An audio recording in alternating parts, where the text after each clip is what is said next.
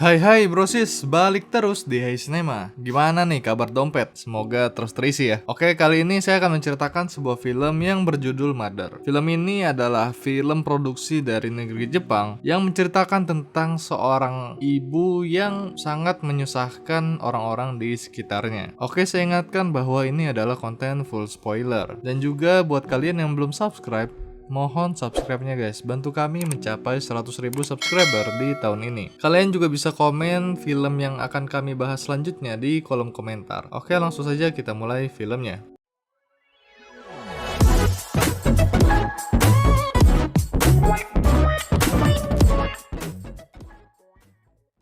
Di awal film kita akan diperlihatkan dengan seorang ibu bernama Akiko dan anak laki-laki bernama Shuhei. Akiko adalah perempuan yang pemalas dan kerjaannya cuma ngerepotin keluarganya aja. Dia sering banget minjem uang ke keluarganya sampai-sampai keluarganya capek sama kelakuannya dan udah males banget lihat muka dia. Hari itu dia minjem duit lagi dan berjanji kalau ini yang terakhir kalinya. Mereka sih nggak yakin sama janji dia, soalnya mereka tahu kalau Akiko dipinjemin uang pastinya bakal dihabisin buat judi di pachinko doang. Dan bener aja, setelah dari rumah orang tuanya, dia langsung ke pachinko buat judi. Terus di sana dia bertemu dengan seorang pria bernama Ryo. Setelah itu Akiko ngajak Ryo buat mampir ke rumahnya dan malah mabok-mabokan di sana. Singkat cerita, akhirnya mereka berdua deket dan memutuskan buat pacaran. Suatu hari Akiko memutuskan buat pergi bersama Ryo dan nitipin Shuhei ke Ujita, yaitu orang yang selama ini suka sama Akiko. Akiko bilang dia bakal pergi sebentar dan nyuruh Shuhei buat tinggal di rumahnya Ujita. Tapi ternyata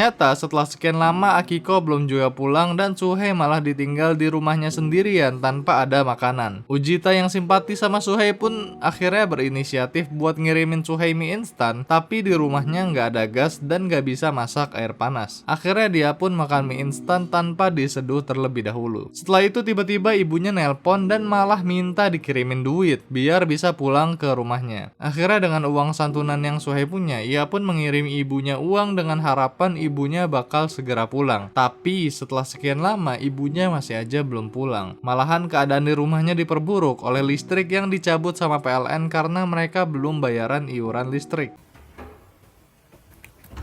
Setelah sekian lama, akhirnya ibunya pulang bersama Ryo yang memutuskan untuk tinggal bareng Akiko dan Shuhei. Shuhei nanya kepada ibunya, kenapa kok nggak pulang-pulang padahal udah dikirimin uang. Ibunya bilang kalau uang yang dia kirimin nggak cukup buat ongkos pulang, yang padahal dipakai buat foya-foya aja. Ternyata Akiko dan Ryo ini emang cocok banget. Mereka berdua sama-sama pengangguran dan nggak punya niat buat menaikkan taraf hidup. Akhirnya mereka berdua bersengkokol buat ngefitnah Ujita kalau dia sudah melakukan pelecehan seksual kepada Shuhei ketika Akiko sedang pergi. Shuhei yang masih kecil juga mau-maunya aja disuruh bohong sama ibunya. Mereka berdua minta rugi biaya pengobatan buat Shuhei sebanyak 100.000 yen kepada Ujita. Akhirnya mereka pun datang ke rumah Ujita dengan tujuan mengambil uang ganti rugi yang akan Ujita bayarkan. Tapi tiba-tiba Ryo malah nggak sengaja nusuk Ujita dan mereka pun langsung memutuskan untuk kabur dari sana.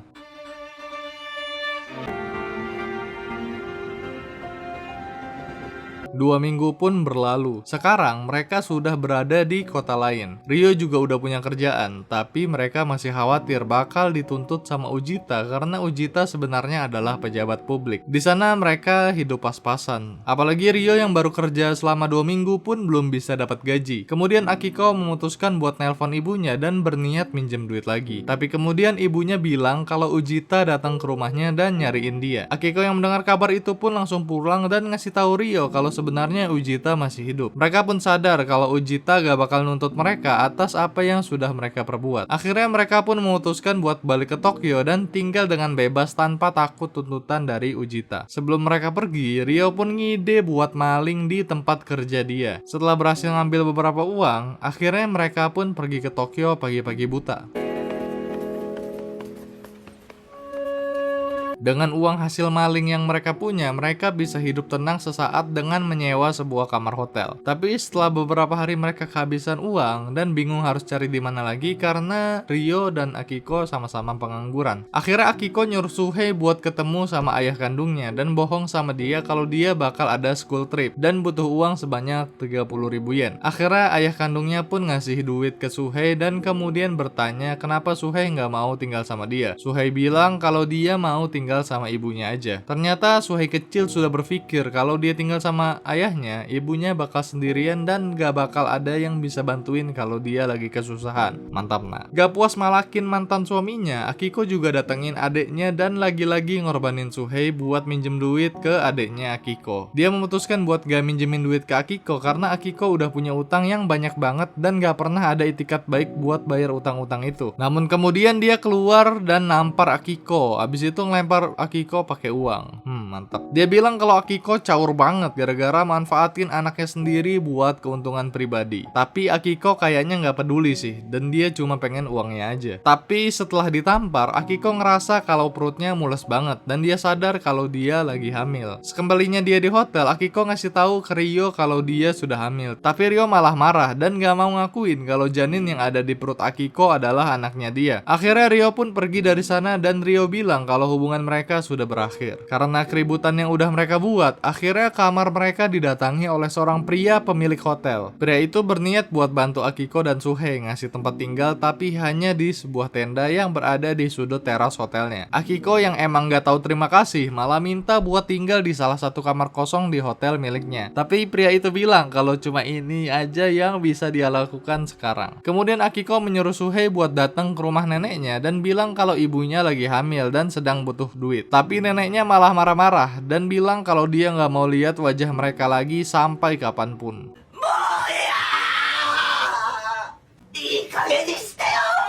Singkat cerita, 10 tahun sudah berlalu. Sekarang Suhei sudah besar dan ibunya berhasil melahirkan anak perempuan bernama Fuyuka. Sekarang kehidupan mereka makin suram karena mereka hidup menggelandang dan tidur di jalanan. Suatu ketika, ada seorang wanita bernama Aya yang adalah seorang petugas sosial dan bantu mereka dengan ngasih tempat tinggal. Bahkan Suhei juga disekolahkan dan Aya rajin ngasih buku ke Suhei. Tapi kelihatannya Akiko nggak seneng sama apa yang udah dia lakuin Aya karena menurut dia pendidikan nggak penting dan hanya membuang waktu. Aneh emang. Kemudian suatu hari Ryo datang lagi dan bilang ke Akiko kalau dia masih sayang sama dia. Ryo juga bilang kalau sekarang dia sendirian dan gak punya tempat tinggal. Akhirnya Akiko pun luluh dan ngizinin Ryo buat tinggal bareng lagi. Dia juga terlihat agak sedikit berubah dan mau mengakui kalau Fuyuka adalah anaknya. Tapi suatu saat Ryo mendapati Akiko malah pulang dengan keadaan mabok bersama seorang kakek-kakek. Ryo marah dan kembali menyiksa Akiko. Tapi setelah itu Akiko minta maaf dan janji nggak bakalan ngulanginnya lagi. Akhirnya Ryo pun memaafkan Akiko dan mereka pun akur lagi seperti biasa. Aneh hubungan mereka ini. Namun tiba-tiba Ryo ngajak mereka buat pergi dari sana karena ada seorang penagih hutang yang akan mendatangi tempat tinggal mereka. Suhei bilang kalau dia nggak mau ikut pergi karena ingin sekolah aja di sini. Tapi ibunya maksa dan Suhei pun nggak bisa nolak permintaan ibunya. Setelah pergi ke suatu tempat, Ryo bilang kalau dia nggak mau yang lain kena efek dari perbuatannya. Akhirnya dia pun memutuskan untuk pergi yang kedua kalinya dan meninggalkan Akiko.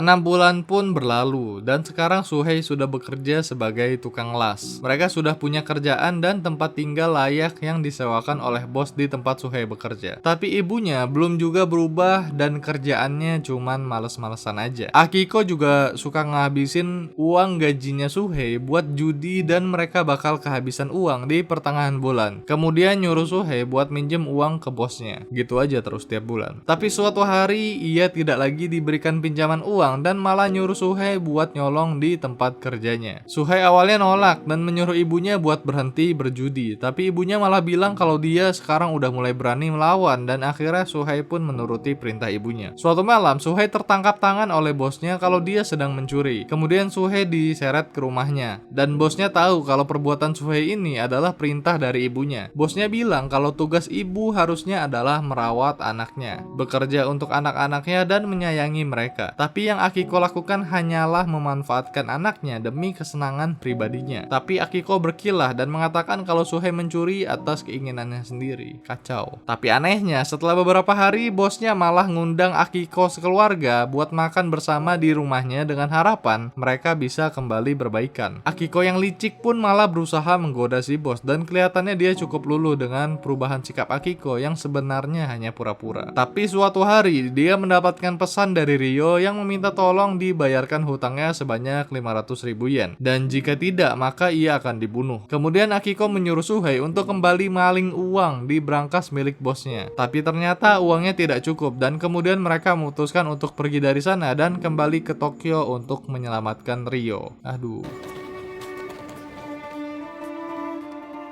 Kemudian mereka berhenti sejenak untuk berpikir dan mencari cara mendapatkan uang yang banyak dan membantu Ryo agar tidak dibunuh. Akhirnya muncul ide aneh dari Akiko, yaitu dia menyuruh Suhei untuk membunuh kakek dan neneknya, kemudian mengambil uang mereka dan membayarkan hutang Ryo. Suhei awalnya menolak dan lagi-lagi ibunya mengancam dengan berkata kalau ia tidak melakukan hal ini maka Ryo akan dibunuh. Dengan terpaksa Suhei pun mengikuti perintah ibunya dan dia berharap kalau kakek dan neneknya tidak mengenalinya. Tapi saat dia sudah berada di rumah neneknya, dia malah dikenali dan langsung disuruh masuk untuk diajak makan bersama. Sikap neneknya sudah sangat ramah kali ini, bahkan dia bilang ingin bertemu dengan ibu dan adiknya. Tapi saat neneknya sedang ke dapur, Suhei malah mengikutinya dan membunuhnya di sana. Setelah itu ia pun membunuh kakeknya juga.